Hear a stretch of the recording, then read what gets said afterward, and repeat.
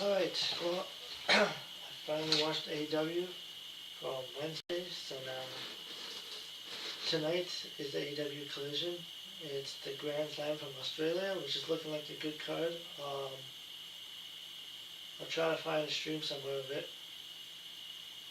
I'll probably watch it tomorrow. And yeah, do a review for that. And then I'll be doing, my next video will be doing a SmackDown review. But yeah, let's do this AEW Dynamite review. Dynamite opened up the show with Tony Schiavone introducing Kenny Omega first.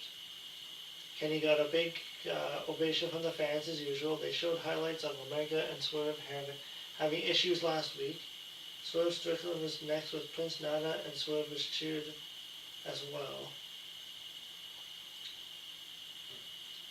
Swerve was asked what's going on. Swerve said he has some stuff to get off his chest. Swerve spoke about how 5 years ago Omega was on top of his game, and it was the last time he was AEW World Champion. Swerve said that everybody outside of AEW was scratching and clawing to get here. Swerve said he came here and he became AEW World Champion, and where was Omega? Swerve said Omega was nowhere to be found while Swerve was on top.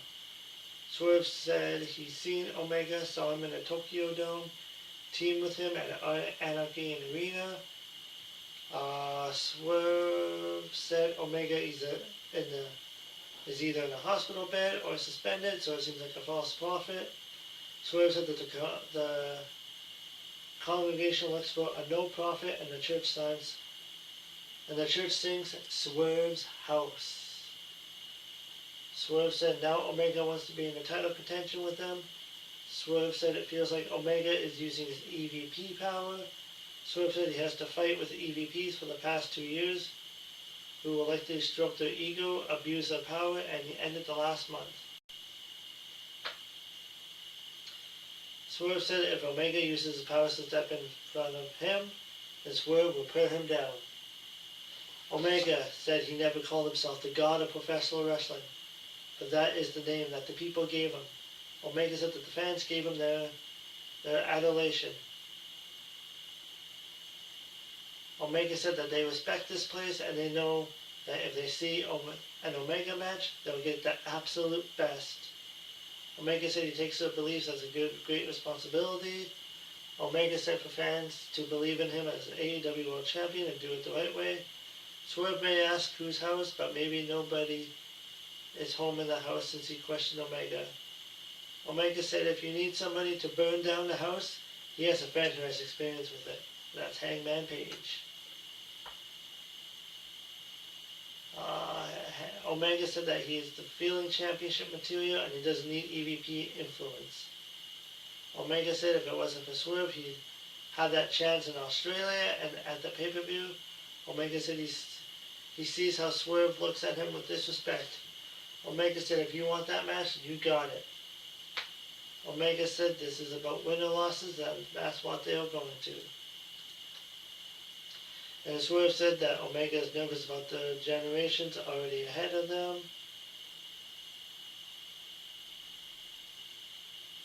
And lapping them, and then Swerve reminded Omega that he is the most dangerous man on the planet. Omega said Swerve is the most dangerous man, and said Brody King is the most dangerous man in AEW. There's a lot of rumors speculating him, Brody King, but we'll get there. Swerve said he'll put Omega back in the hospital, and this time he's not getting back up.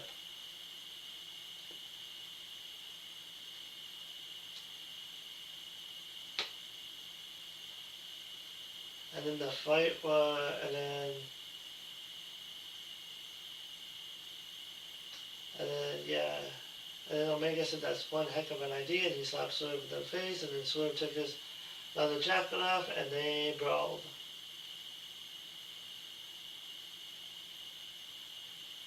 They left the ring. Omega tossed Swerve over the barricade. Omega hit Swerve with a safe chair shot to the back. Omega and Swerve fought in the crowd.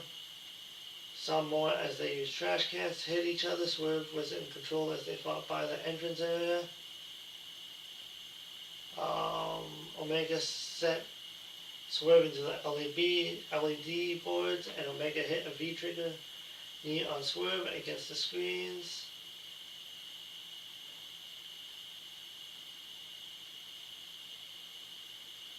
So that was a decent way to start off the Dynamite show. Um, the World Championship, there's a lot of contenders for the World Championship right now. There's a lot. So they got Omega, they got Hangman, they got Swerve. You can even put Kyle Fletcher in the mix now, and then you can put Brody King. Yeah, they got a lot of contenders. But is anybody getting over? Well, maybe.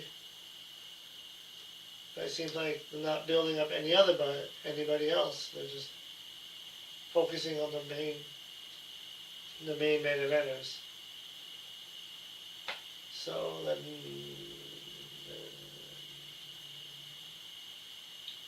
Kyle Fletcher and Don Callis were interviewed by Renee.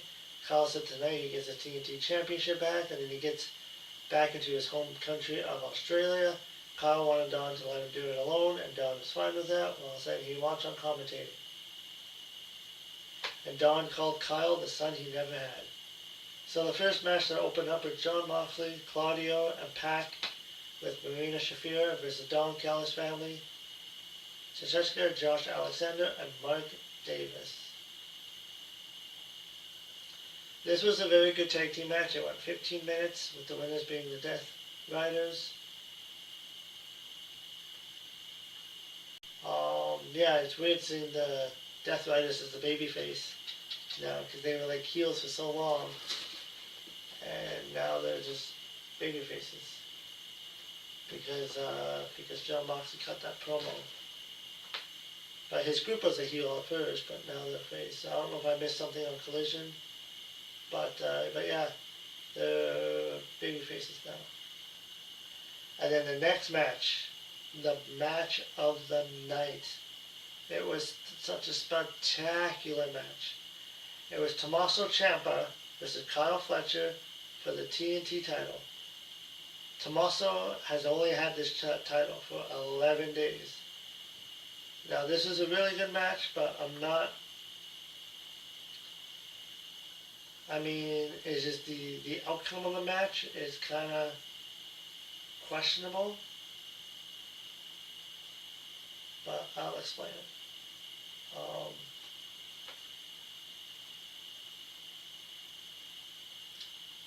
And yeah, this is probably one of the best matches of the year so far. Tommaso Ciampa has been killing it since he's been in AEW. Like, Tommaso Ciampa was not given these kind of matches in WWE. He was on NXT, but then on the main roster, he was stuck in the tag team with Johnny Gargano, and they were like between Jobber status and Mick Carter. So, but yeah. This was an incredible match. That is one of the best TV matches of the year. This match was 17 minutes, and Kyle Fletcher beat Tommaso Ciampa. So Ciampa debuted, won the title, had it for 11 days, and lost it right away to Kyle Fletcher. Now Kyle Fletcher is a good contender for the title. He should be going after the world title by now. But I was glad that Kyle Fletcher won this title. But I was wanting at least a longer reign from Tommaso Ciampa, because he just debuted and got the title. So it just seems it just seemed like they just put the title on Tommaso because he was just a former WWE talent. WWE does this too, but it's just, yeah, I don't just put a title on somebody just because they're from the former company. Like, build them up, and then have the title last for a while.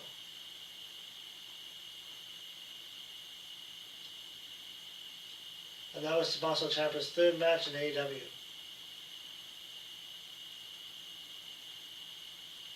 But yeah, so Kyle Fletcher will be holding the title tonight in his home country of Australia.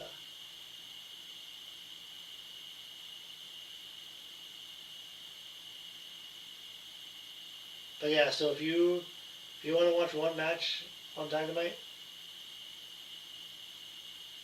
that night, watch Tommaso Ciampa and Kyle Fletcher. And Kyle Fletcher has been killing it every match that he's been involved in. It's just been 5-star matches, like, all the way through. So yeah, that's why I say he needs to go after the world title.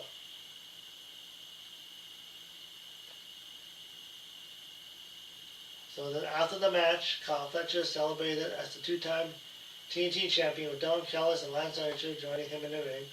When they interviewed Kyle in the ring, and Kyle said he made it clear that he was coming home to Australia with the title. Kyle said despite being banged up, he's showing up to Sydney, Australia as champion, and he will receive the hero's welcome he deserved last year. Kyle said he's going to defend the title against anybody from anywhere. He doesn't care. And then Mark Briscoe interrupted, saying that Kyle Fletcher has come a long way as a two-time TNT champion who deserves it. Mark said they have some history because they've done battle 6 times and each guy has 3 wins. Mike said he'll give Kyle home court advantage for game 7 if he ain't scared. Kyle said he's tired of Mike's face. Kyle says he did say he will fight anybody from anywhere, so he accepts. So it's going to be Kyle Fletcher and Mike Briscoe once again. The 7th match, and this will be in the ladder match in Australia.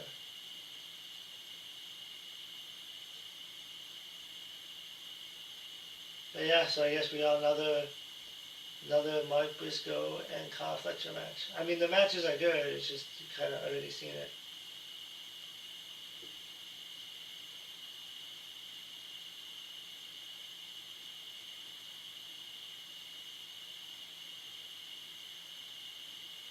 And then Daniel Garcia and Clark Connors versus Orange Cassidy and Roderick Strong. This match went about 9 minutes. It was an average tag team match that was about furthering the Strong, Angle, and Allen spot to get revenge on Clark. Felt like Garcia loses every match he has with the Death Riders. So I don't know if that's true. I mean, Wheeler Yuta was kind of like that too. Wheeler Yuta just kept losing every match.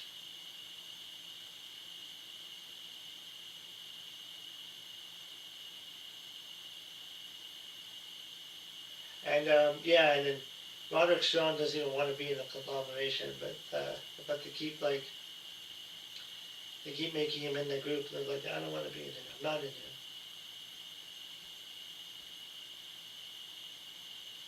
So maybe he'll go join a different group like the Death Riders. Now, Toni Storm appeared in the upper deck luxury box with Luther. Storm said she made peace with her life choices. Storm said that if Shafir knocks Storm out cold in front of her friends and family, then you deserve to shave your head. Storm said she'll evolve into the most beautiful, bald person this world has ever seen. Storm said if she's able to defeat her, she'll shave her head so close to her skull that they'll put a price tag on you and sell you at Spirit Halloween.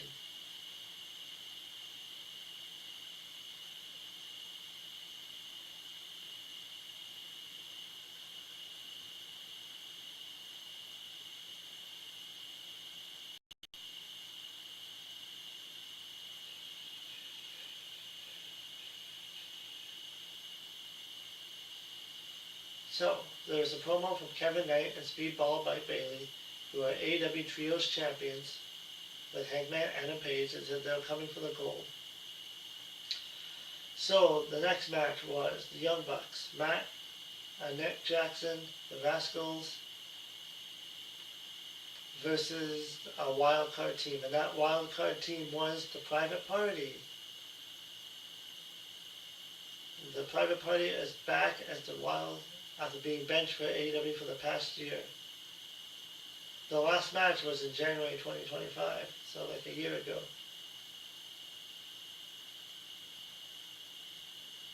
And yeah, and everybody thought, man, the private parties, ever since they got paired up with like the Hardys, they haven't been able to recover. So hopefully now they can start new, start fresh, and build themselves up in the tag team division. But this match went 14 minutes. It was a chaotic tag team match. The Young Bucks won the match.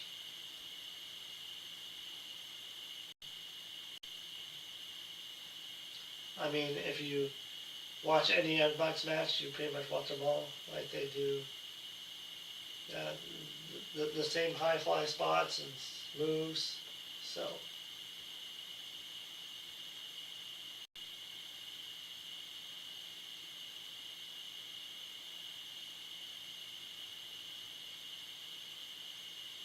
so now the Young Bucks will face FTR again. Like we've already seen that match before. And then FTR walked in with Stokely, who was in a wheelchair. Dax and Cash joined the Bucks in the ring as the fans booed. Dax said they are two greatest tag teams of a generation, saying they have 18 tag team championships between them. Dax said that there was a time where he was jealous of them.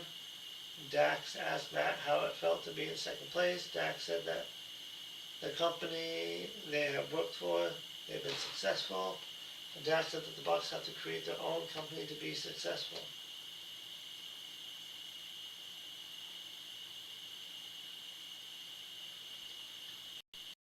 Now this one, Chris Statlander versus Thekla.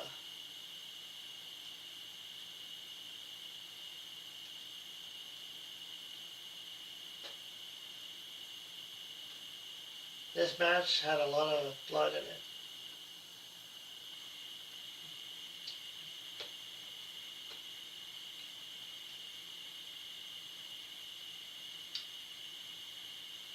Now, the winner of this match was Thekla. She became the new women's champion, which I thought Chris Statlander should have had the title a little bit longer. She just got the title. She just finally got the momentum she needed. And she was starting to get popular.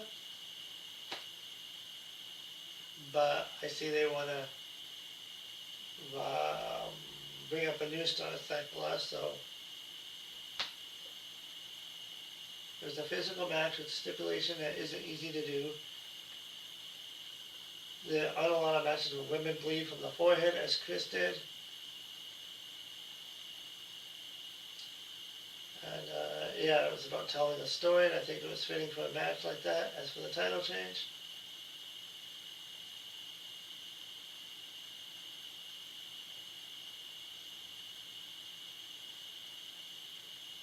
yeah,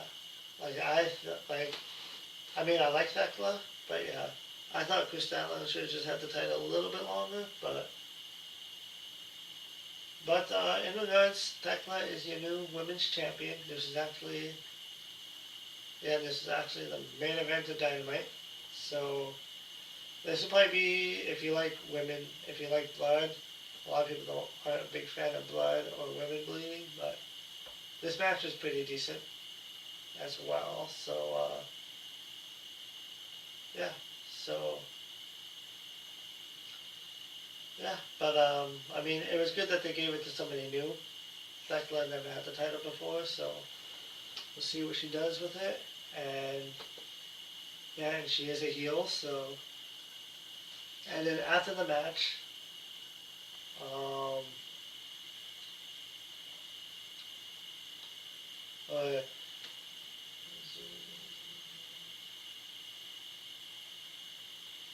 so it was near the end of the match where Chris hit a running. Chris hit a tombstone pile driver. That was the cue for Sky Blue and Julia had to go down to the ring to help Thekla. Excalibur said that Chris had no help since Harley and Willow had already gone to Australia. Chris hit Hart with the strap and she hit Blue off.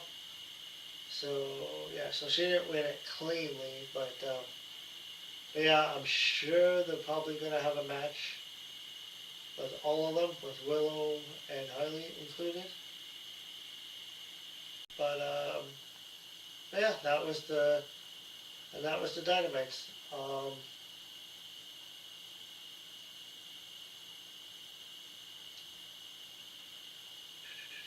Kyle Fletcher and Tommaso Ciampa was the match of the night. Um, and Chris Statlander and Thekla was probably the second match. That was good. So that was the Dynamite review. Um, oh yeah. So yeah, there was no MJF on the show. So Brody King. So there's a lot of controversy about last week during that match with MJF, where he got the fans to chant like F ice and like just political stuff, and just there's people thinking that he was fired, but that wasn't the case. He wasn't on the show.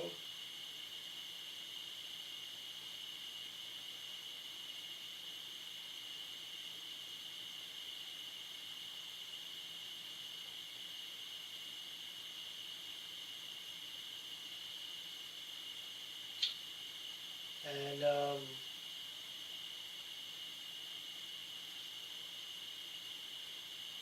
yeah, so that was yeah. So the speculation, because he wasn't on the show, but he was on, like he was in, like he was at the, like he was already traveling to Australia, so that's where he's going to be tonight. It's the Australia show. So yeah, so that was your show for Dynamite. Um, let me know what you think, and yeah, and I'll see you in the next video. Bye.